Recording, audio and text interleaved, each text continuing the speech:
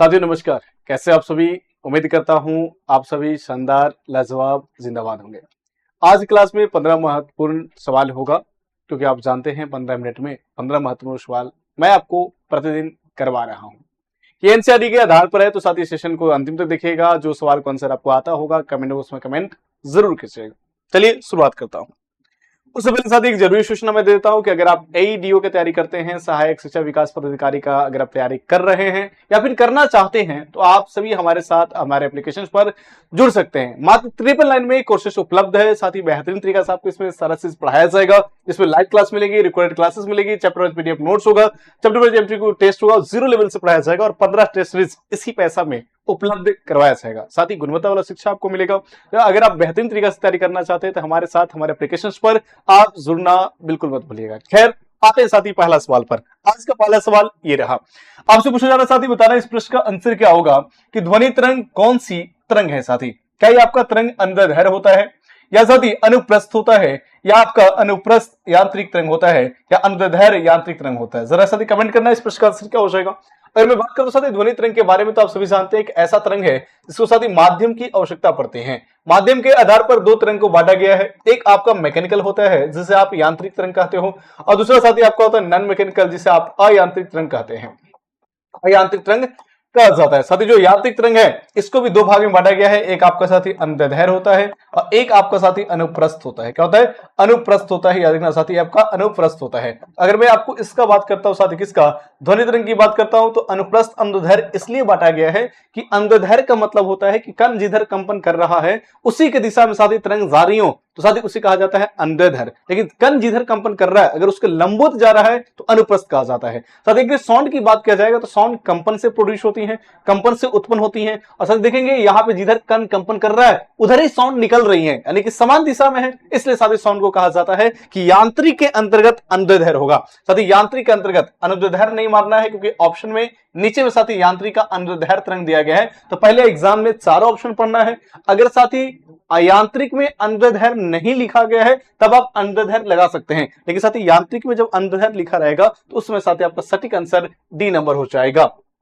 Next, अवस्रव तरंगों की आवृत्ति कितनी होती है? जरा बताना साथी फटाफट। 40 हर्ट्ज से कम हो जाएगा, 40 से अधिक होगा, या 20 हर्ट्ज से कम हो जाएगा, या साथी 20 और 2000 के बीच में होगा। तो देखिए मैं ध्वनि तरंग की बात करता हूं साथी, जो आपका ध्वनि तरंग है इस ध्वनि तरंग को 3 भागों में बांटा गया है। सबसे पहले साथी मैं बात करता हूं तो अवस्रव, जिसे इंफ्रासोनिक कहा जाता है। क्या कहा जाता है? इंफ्रासोनिक कहा जाता है। जो आपका इंफ्रासोनिक है, अवस्रव है, इसकी आवृत्ति 20 हर्ट्ज से कम रखा गया है, लेस देन साथी 20 रखा गया है। अगर मैं आपको बात करता हूं इसके बाद साथी आपका ऑडिएबल आता है। ऑडिएबल कहने का मतलब साथी क्या है? तो आपका श्रव्य ध्वनि तरंग, उसकी आवृत्ति साथी 20 हर्ट्ज से लेकर 20,000 हर्ट्ज के बीच में होता है। इस बात को ध्यान रखिएगा। और एक साथी 20 किलो हर्ट्ज से अधिक होता है। अगर 20 किलो हर्ट्ज से अधिक हो रहा है उसे कहा जाता है अल्ट्रासोनिक। साथी अल्ट्रासोनिक भी कहा जाता है परश्रव्य ध्वनि तरंग। आपसे सवाल पूछा जा रहा है अवस्रव ध्वनि तरंग, इसकी आवृत्ति कितना होता है? क्योंकि आवृत्ति के आधार पर ध्वनि तरंग को 3 भागों में बांटा गया है, तो इसका आंसर साथी हो जाएगा 20 हर्ट्ज से कम। नेक्स्ट, किस तरंग का प्रयोग रक्त वाहिनी सर्जरी ऑपरेशन के लिए किया जाता है? साथी एक ऐसा सर्जरी जिसमें रक्त बहता है, लेकिन आप देखेंगे आपके जो इतना भी साथी इलाज हो रहा है, जितने भी ऑपरेशन हो रहे हैं उसमें रक्त बहुत कम बह रहा है, यानी साथी प्रयोग किसका किया जा रहा है? तो लेजर का प्रयोग किया जा रहा है। साथी जो लेजर या सोनिक सर्जरी होता है उससे साथी वहीं पे कट लगाया जाता है जहां पे साथी वो चीज उपस्थित है। जैसे अगर पत्थरी की बात किया जाए, साथी पत्थरी जहां पे मौजूद है आपको वहीं पे कट लगाएगा और साथी उसका ऑपरेशन कर लेगा। पहले क्या होता था, पूरा पेट को साथी चीरफाड़ कर दिया जाता था, लेकिन अब जहां पे जो रोग है वहीं पे जाकर एक चीरा लगाया जाता है और बेहतरीन तरीका से कम साथी रक्त प्रवाह के दौरान साथी इसका ऑपरेशन कर लिया जाता है। याद रखना साथी, ये नंबर बिल्कुल सही जवाब होगा। नेक्स्ट, एक व्यक्ति मशीन के हिस्से में दोष पता करने के लिए किस किरण का गलत प्रयोग करता है? किसका साथी प्रयोग करता है? किस उसे दोष गलत जो है वो मालूम चल रहा है ना, गलत प्रयोग मालूम करने के लिए किसका प्रयोग करता है कि उसका सही प्रयोग करना चाहिए था? साथी किस किरण का सही प्रयोग करना चाहिए था? याद रखना साथी। इस प्रश्न को मैं आपको बताता हूं कि एक व्यक्ति है जो किसी दोस्त को पता करना चाहता है तो किस किरण का प्रयोग किया जाएगा? वो आपको एक्स किरण होगा। एक्स किरण का प्रयोग करके आप मालूम कर सकते हैं साथ उसका सही चीज क्या है। नेक्स्ट, टेलीविजन का साथी सिग्नल का एक निश्चित दूरी को स्थानों पर असाधारणता नहीं प्राप्त हो सकता है, क्योंकि साथी एक निश्चित दूरी के ज्यादा अगर ले जाएगा आगे ले जाएंगे तो साथी हम उसके सिग्नल प्राप्त नहीं कर पाएंगे। उसका कारण क्या है? इसका साथी कारण है कि हमारा जो पृथ्वी की वक्रता त्रिज्या है या फिर वक्र जो है टेढ़ा है, यानी पृथ्वी हमको चपटी है। इस कारण साथी एक निश्चित दूरी से अगर ज्यादा ले जाते हैं तो फिर आपको सिग्नल नहीं पकड़ेगा। आपने घर में देखा होगा जो टीवी लगे होते हैं साथ ही आपको एक फिक्स डायरेक्शन में लगा होता है, और वहां से अगर एंटीना को आप हटाते हैं तो फिर आपको टीवी से डायरेक्शन आपको सिग्नल नहीं पकड़ता है, और आपके अलग अलग चैनल पर जो अलग अलग चीजें दिखा पाते हो नहीं दिखा पाते। कारण क्या है कि पृथ्वी के वक्रता के कारण साथ ही सिग्नल वहां से पहुंचने में बड़ा समय लगता है, फिर सिग्नल पकड़ नहीं पाता है रिसीवर। तो ये आपका कारण है साथ ही, डी नंबर बिल्कुल आंसर हो जाएगा। जब एक पिंड अपने प्राकृतिक आवृत्ति के साथ कंपन करती है तो साथ इसे क्या कहा जाएगा? अगर साथ प्रकृति आवृत्ति के साथ कंपन कर रही है, एक ऐसी आवृत्ति जो प्रकृति में मौजूद है, तो साथ उसे कहा जाता है मुक्त कंपन करता है। क्या करता है? मुक्त रूप से कंपन कर रहा है, मुक्त रूप से कंपन कर रहा है। अगर साथ वही कंपन बहुत ज्यादा होता है तो उसे अनुनाद कहा जाता है। जब बहुत अधिक कंपन हो जाएगा तो इसे अनुनाद कहा जाता है। साथ इसे क्या कहा जाएगा? प्रकृति रूप से मुक्त कंपन कहा जाएगा। याद रखना। ध्वनि का वेग सबसे तेज कहां जाता है? साथ ही आप सभी जानते हो कि साउंड ठोस में सबसे ज्यादा जाता है, द्रव में साथ ही उससे कम जाता है, और गैस में सबसे कम जाता है। तो सबसे तीव्र गति से कहां गमन करती है? ठोस में। इन सब में देखिएगा ठोस कौन है? स्टील है, इसलिए साथ ही ए नंबर बिल्कुल सही जवाब हो जाएगा। ये साथ ही हमारा ऑफलाइन बैच उपलब्ध है आपको एईडीओ के लिए, तो अगर आप ऑफलाइन में पढ़ना चाहते हैं तो साथ ही हमारा नया टोला जो सेंटर है वहां पे आप पहुंच सकते हैं, वहां पर जाकर साथ ही इसका इन्फॉर्मेशन ले सकते हैं। साथ ही साथ आपका इनरोलमेंट भी हो रहा है, तो आप जाके इनरोल करवा सकते हैं। साथ ही आपका ऑफलाइन बैच है हमारे पास उपलब्ध है, इस बात को ध्यान रखना। नेक्स्ट सवाल साथी, नेक्स्ट सवाल करें कि ध्वनि का तरत्व किस पे निर्भर करती है? साथी ध्वनि का तरत्व किस पे निर्भर करेगी? क्या तरंगदैर्घ्य पर, आवृत्ति पर, आयतन पर, या फिर आयाम पर? साथी अगर मैं ध्वनि के तरत्व की बात करता हूं तो साथी तरत्व एक ऐसा गुण है जिसके माध्यम से ध्वनि पतली या मोटी सुनाई पड़ती है। पतली साथी जिसे आप तीक्ष्ण भी कह सकते हैं, तीक्ष्ण, या साथी मोटी अगर सुनाई दे रही है तो साथी उसे क्या कहा जाता है? उस गुण को हम तरत्व कहते हैं। मेरे प्यारे साथी, तरत्व डिपेंड करता है आवृत्ति पर। जिसका आवृत्ति ज्यादा होगा, जिसकी फ्रीक्वेंसी ज्यादा होगा, उसकी आवाज पतली होगी। जिसकी आवृत्ति कम होगी, आप कह सकते हैं साथी उसका क्या होगा? तरत्व भी कम होगा, और साथ साथ उसका जो आपका आवाज है वो भदा हो जाएगा। इस बात को ध्यान रखना। ये डिपेंड करेगा साथी आवृत्ति पर। किसपे? आवृत्ति पर डिपेंड करेगा। डी नंबर बिल्कुल सही जवाब है। नेक्स्ट, विभाजन की दीवारों में ध्वनि अवशोषित करने के लिए सर्वोत्तम पदार्थ है साथी। देखिए साथी, एक अनुरणन होता है।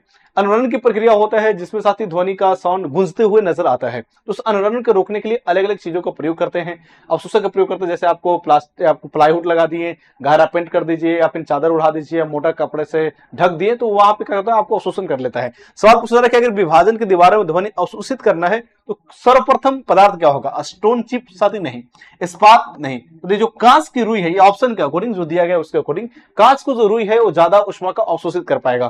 कांच का रुई मतलब कांच में छिद्र किया जाता है, छोटे छोटे छिद्र किया जाता है, उसे कांच का रुई कहा जाता है। तो कांच का रुई साथी ज्यादा आपको क्या करेगा? आपको ध्वनि का अवशोषित कर लेगा।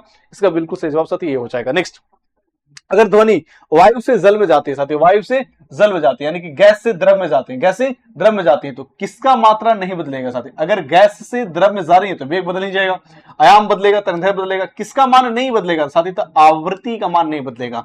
अगर साथी यहां से वायु से जल में जा रही है मतलब माध्यम चेंज हो रहा है। जब माध्यम चेंज होता है तो आपका अपवर्तन होता है, मतलब साउंड का अपवर्तन होगा, और साउंड की अपवर्तन के दौरान एक चीज नहीं बदलता है, उसे हम साथी आवृत्ति कहते हैं, और आवृत्ति का मान कभी नहीं बदलेगा। बी नंबर बिल्कुल सही जवाब हो जाएगा। नेक्स्ट, प्रतिध्वनि सुनाई देती है साथी। प्रतिध्वनि कैसे सुनाई देगा? प्रतिध्वनि का मतलब साथी क्या होता है कि जहां से साउंड निकला है वो साउंड साथी किसी सतह से टकराकर वापस सुनाई देना चाहिए, उसे प्रतिध्वनि कहते हैं। और प्रतिध्वनि सुनने के लिए करीब करीब साथी 16.6 मीटर का डिस्टेंस होना चाहिए, जहां से साउंड निकल रही है और जहां से टकराकर वापस आ रही है उसके बीच में, है ना। तो अगर मैं बात करता हूं साथी प्रतिध्वनि सुनने के लिए क्या होगा, तो साउंड का परावर्तन होना चाहिए। साउंड गया, टकराकर वापस आया, मतलब साउंड का परावर्तन हुआ, और उस परिवर्तन के कारण ही आप सुन पाते हैं। तो ध्वनि तरंग क्या होता है? परिवर्तन। उस परिवर्तन के कारण ही आप सुन पाते हैं। नेक्स्ट साथी, सोनार का संक्षिप्तकरण क्या है? मतलब इसका संक्षिप्त रूप में साथी किसका संक्षिप्त रूप है? सोनार मतलब होता है साउंड नेविगेशन एंड रैंकिंग साथी। Sound navigation, sound navigation and साथी रैंकिंग, एंड रैंकिंग होता है, याद रखना, साउंड नेविगेशन एंड रैंकिंग होता है। तो आप कह सकते हैं साथ इसका फुल फॉर्म क्या हो जाएगा? साउंड नेविगेशन एंड रैंकिंग होगा। डी नंबर साथी बिल्कुल सही जवाब होगा। साथ ही सेशन कैसा लग रहा है कमेंट करके जरूर बताइएगा, और अगर आपको अच्छा लग रहा है सेशन को लाइक कर दीजिएगा। आप सबको कहना था सर 15 मिनट सेशन है लेकिन 20 मिनट हो जाता है, इसलिए थोड़ा सा मैं आपको फास्ट पढ़ा रहा हूँ, साथ ही ध्यान रखना, है ना, थोड़ा मैं फास्ट पढ़ा रहा हूँ, ठीक है। प्रतिरोध के संदर्भ में निम्नलिखित में कथनों पर साथी विचार कीजिए। प्रतिरोध एक ऐसा गुण है जो साथी चालक के इलेक्ट्रॉन के प्रवाह का विरोध करता है। बिल्कुल सही जवाब है। प्रतिरोध का मतलब साथी होता है कि धारा का विरोध करना। जो धारा का विरोध कर रहा है उसे प्रतिरोध कहते हैं। धारा का विरोध मतलब इलेक्ट्रॉन की गति जो हो रहा है साथी उसका भी विरोध करना, ना, उसके प्रवाह का भी विरोध करना, क्योंकि इलेक्ट्रॉन के प्रवाह को विद्युत धारा कहते हैं। प्रतिरोध साथी विद्युत धारा का परिमाण को नियंत्रित करता है। बिल्कुल साथी सही जवाब है।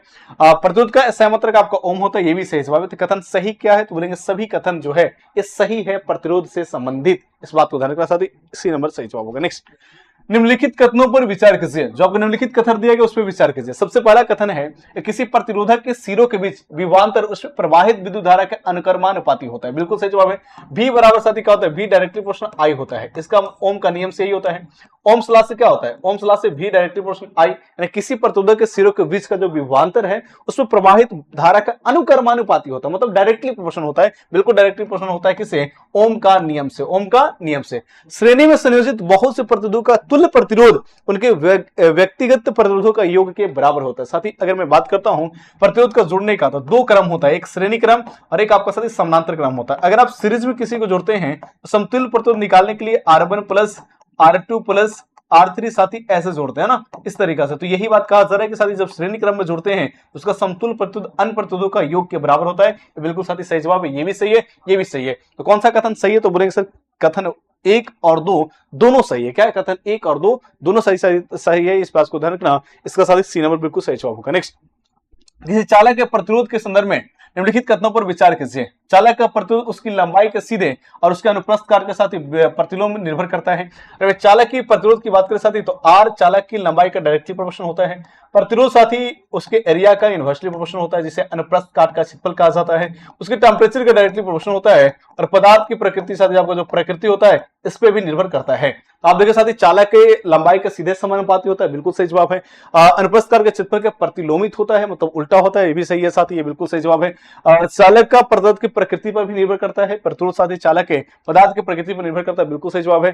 चालक के प्रतिरोध का ताप पर निर्भर करता है। बिल्कुल सही जवाब है। यानी बोलेंगे साथी सभी कथन सही है। सी नंबर साथी बिल्कुल सही जवाब होगा। ये साथी 15 सवाल था। कैसा लगा कमेंट करके जरूर बताइएगा। अगर आपको अच्छा लगा हो तो सेशन को लाइक कर दीजिएगा। मिलते हैं नेक्स्ट क्लास में। तब तक आपसे जहां भी रहिए, हंसते रहिए, मुस्कुराते रहिए, मन लगा के तैयारी करते रहिए। All the best. Thank you. जय हिंद।